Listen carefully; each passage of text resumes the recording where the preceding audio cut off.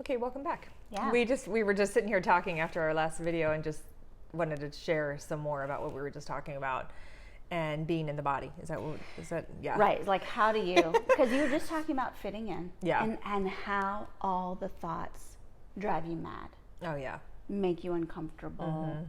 Yeah, because it really is the thoughts. I mean, I've talked about this in my personal videos with the work of Byron Katie, who has helped me tremendously.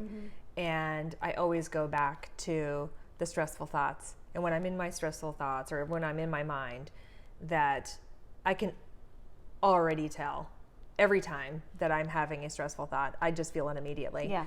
And I'll go off on my little thinking tangents, this is, and I can feel it physically. I can feel the anxiety, the tensingness. Yeah, right?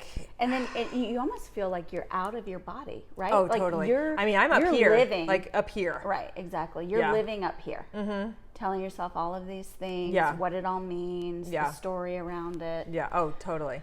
Right. And it's so nice now because I can actually catch myself. Yeah. I was not able to do that before. What's that technique for catching yourself? So catching myself is, are you sitting? Are you standing? Or are you lying? She says lying horizontal. That's one of her things that she talks about. But I guess I don't know how to explain it because it's definitely way more prevalent now. When I first was waking up, I also followed Leonard Jacobson, where he would say, look at something on the table and be present with it. And so I tried that for a really long time, and that technique worked a little bit, but it still was not enough of an awareness. I really had to try to do that. I really had to be present instead of just being present. So, okay, does that making sense? Distinction, right? Okay. It does, because when I think about being present with, your cup is on the table over there. I'm being present with the cup. I'm noticing the cup. I can still be in the mind. Yeah. And just be looking. It's still very. I think what he's trying to get us to do is to be in the body. Yeah. But when you tell somebody to be present, I don't think the automatic thing is like, oh, okay, then I need to be in my body. Yeah, I'm glad you said that, because I hadn't thought of it before, and that's when I think I was having such a disconnect with looking outside of myself to be present with something. Yeah. And when we're sitting, we're standing, we're lying horizontal, we're in our bodies. Yeah. And we have that, for me, I have that immediate boom, right here. Back into the body. It's crazy. Yeah, you're like, oh wait, I'm sitting. And I almost have this weird, it's not a tingling feeling, but it's almost just yep, you're here. And you're not out there. For me, so I don't have those thoughts. Okay. For me, it's it's just as automatic. It's a breathing. Oh, breathing. Okay, yeah. Oh, yeah, your breath. Well, people talk about that too. Yeah. Yeah. So for me, it's wait, I'm not, because I tend to breathe really shallowly Me when too. I'm in my thoughts. Right? Oh, when I'm totally, kind of yes. playing a game in my head, I can feel I'm not a deep breather. And oftentimes my kids will point this out. I was just going to say that. I'll take a sigh. I'll be like, oh, yeah. Like a deep breath. Uh-huh. And then that always brings me back. And it's like, whoa, where was I for the past 5 minutes? Yes. Well, I was saying, as you said, your kids, and I was saying, my girls will say, Mom, why are you breathing so heavy? And I was like, oh gosh, I wasn't even thinking I was. And then I'll sit and I'll actually hear myself breathing heavy. Yeah. And I'm like, oh, okay, come back. What am I doing right now? Right. I'm either standing, sitting, or lying down. Yeah. And so you noticing I'm standing, sitting, or lying down. Me noticing my breath, and I'll have a deep breath and be like, oh wait, I literally wasn't breathing for the past 5 minutes while I was living up here. And so then it's as soon as I am aware of my breath, you're right. I get that feeling of down into the body. It gives me chills just sitting here thinking about it. Yeah. But and I'll immediately have when I'm in my thoughts and I'm thinking, I get this anxiety. I get this immediate, and I've had a lot of issues with my adrenals, or I think I've had a lot of issues with my adrenals, but it's that constant fight or flight, the fear, and lived in fear my whole life. So now I can feel it so quickly when I'm thinking something that makes me afraid. I immediately go, oh, sitting down, standing up, whatever. Yeah. Like it's just this really wonderful technique. It's a synchronicity. practice, Like it's and it's a practice. Where you realize, well, I'm in fear. You come back into your body and you're like, there's nothing to fear. No. I'm literally just sitting here. What am I feeling? It's just a thought. Exactly. That it's not even like, what am I doing right now? I'm driving, or I'm sitting and I'm talking, or I'm eating, or whatever. That thought, where did the thought come from? I don't know. It just came out of nowhere. But if I'm believing it, I have that constant fear, the restriction and then I'm like, oh yeah, that's just a thought. It's just a thought. That's all it is. All it is. Yeah. And I'm all I'm doing is sitting here doing whatever. Maybe just sitting. Right. And it's such a beautiful. And there's a reason. You know, I mean, I think a lot of people argue like, well, there are things to be scared about. There are things that we need to be worried about and taking action about. But you know what? In this moment, you're not there to do that. No. And I that's think all that's that matters also is been the present moment. Yeah. But you want to be in this moment. Yeah, she wants to be here too. But I think that's kind of what's been helpful for me too. Yes. Instead of worrying about like whatever is happening in the world, right? Riots, people being abused.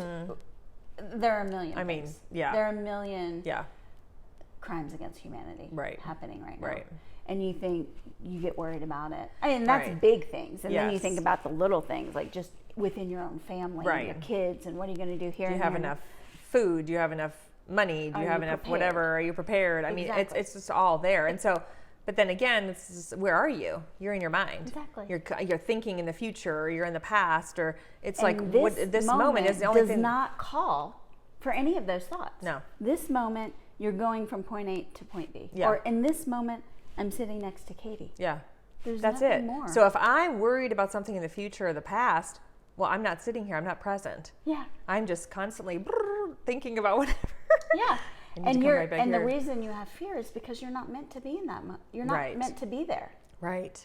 Yeah. You're meant to I be have here. that too. This just came in with. I've also noticed this lately because I'm such a planner, and I think we talked a little bit about this before, where being a people pleaser was, going into the front of the mirror, and practicing what I was going to say. And even I'll just have my thoughts just before I go someplace. If I'm going to go meet somebody, it's like, oh, make sure I talk about this, and and then it's so funny because I can automatically sense the tension, and I'm like, okay, what are you doing? You're planning. You have no idea what's going to happen, right? But it's just it's kind of, again, it's that mechanical, habitual. Lost the word. Thank you. I mean, it's the habitual behavior. Thank you.